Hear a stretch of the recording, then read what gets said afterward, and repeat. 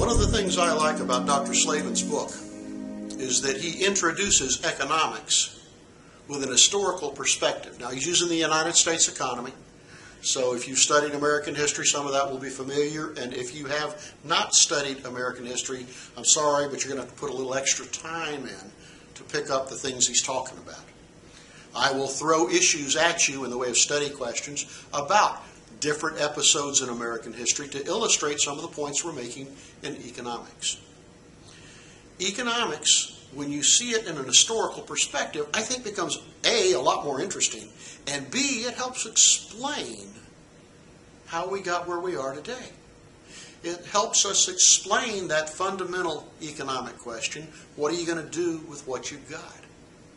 If you think back to early mankind, prehistory, mankind still had to face that same question. What are you going to do with what you've got?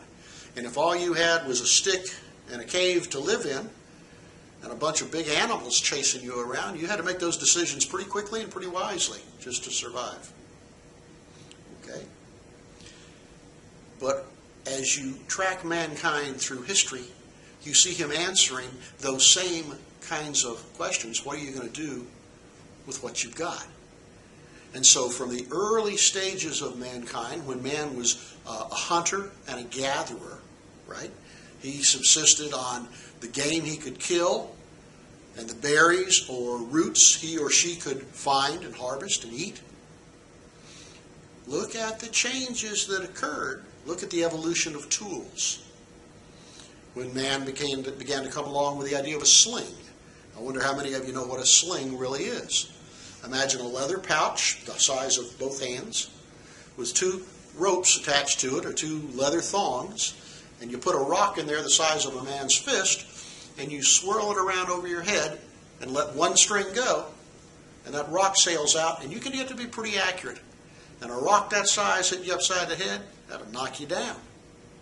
And then man came along with the spear, and then he came along with the atlatl. Are you familiar with that? That's a kind of a handle that you put the spear in. And that way you don't have to hold the spear, you hold the atlatl. And then when you throw it, the spear is much faster, goes much further, with much more penetrating power. And then a man evolves into the bow and arrow. Right? Look at that evolution, and look at how man changed the answer to the question, what are you going to do with what you got? Maybe if I can change not just what I'm going to do, but what I've got, maybe I can improve my standard of living. And so we see the hunter-gatherer man go along until about 10,000 years ago, give or take. We see the agrarian revolution. We see man learning how to domesticate animals and to plant crops and nurture them, irrigate them, harvest them. And look what a dramatic change that made in mankind's existence.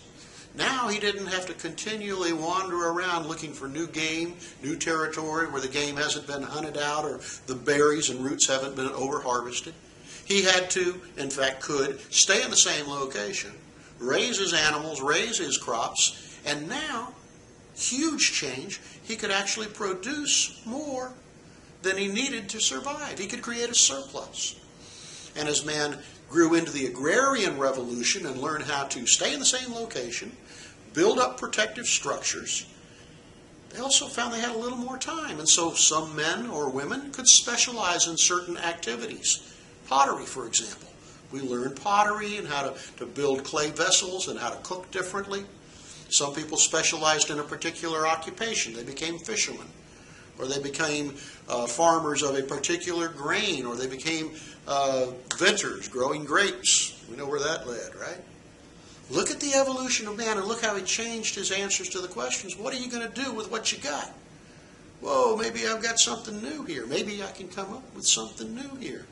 And so as man learned to support himself, he also found he had more time available to pursue other interests. And so, look at the progression. We see an interest in the heavens and in science. We see an interest in particular activities we'd never considered before. We learn how to swim. We learn how to build boats. And the evolution of invention just builds on itself. And then we come finally way down the pike to the middle of the 18th century, say 1750, give or take. We see an industrial revolution. Suddenly, invention takes on this new aura of, wow, we can actually make our work easier with things like a steam engine.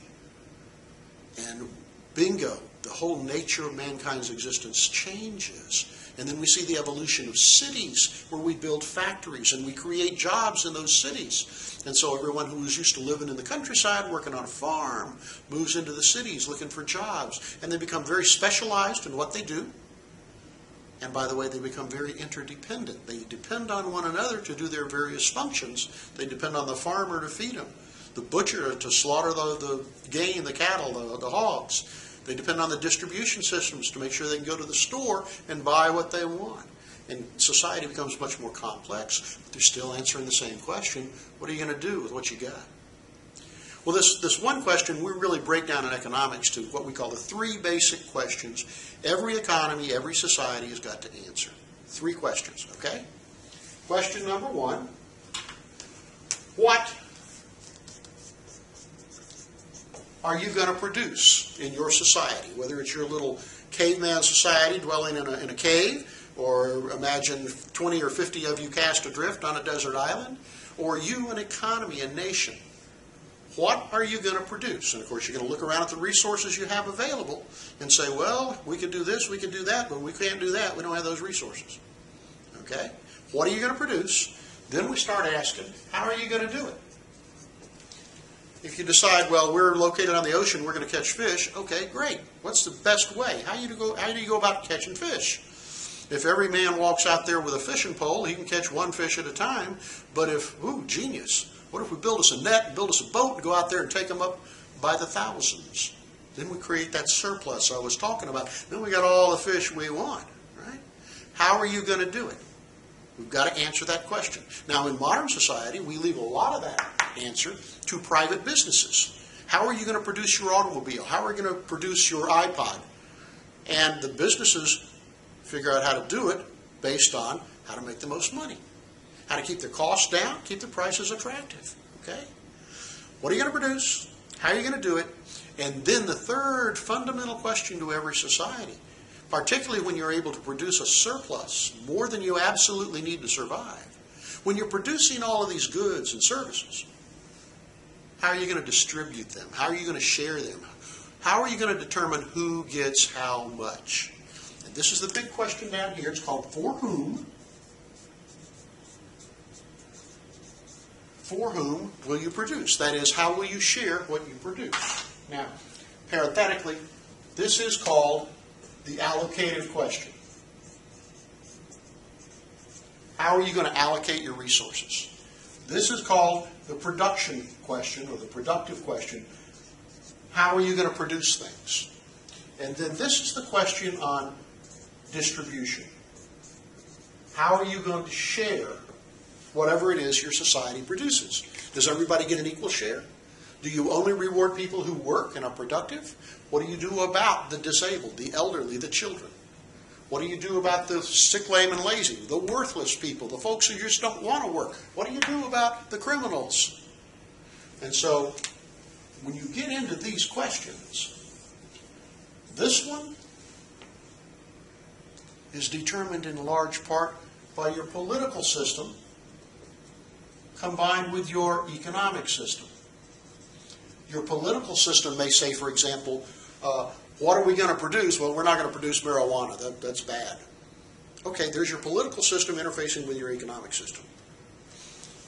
This one, in Western society, in capitalist societies, mostly answered by private businesses, but as government takes on a bigger role, trying to take care of different problems, they make certain decisions on what are we, or how are we going to do things. How are we going to get to the moon? Okay? And then this question is the one where you get an awful lot of controversy, particularly currently in today's America, today's Western civilizations particularly. How do you share it? Do you set a minimum wage to make sure everybody makes enough money? Is that a good thing or a bad thing? Are private schools better than public schools? Should government get out of the business of education? Should we decide how much you get for, say, unemployment or some kind of welfare program Should that be determined based on how many children you have? Or should it be based on your age? These are tough questions. And particularly in this area, when we get into that, we will see, and we've talked about this, or we'll talk about it, we'll see normative statements about this and positive statements. Remember, normative statements are opinion, right? For example, I don't think anybody should get unemployment for more than 6 months. That's an opinion. But if you say, if you give people a really high unemployment payment, they will have an incentive to not work as much. If that payment is high enough, why go to work? Now that's more of a positive statement. That's a cause and effect. Pretty much going to happen. So we want to watch out when we get into this question, and we're going to spend a good bit of this course touching on some of these issues. Distinguish between positive and normative economics. You'll notice in some of the articles I ask you to read that they are very much normative. They are very much the opinion of some of the writers. And I'm hoping you're going to be sensitive to that. And if you're interested, maybe explore that topic and hear about it from other writers. All right? The 3 basic questions. What are you going to produce? How are you going to do it? And who gets it? Most of all, what are you going to do with what you've got?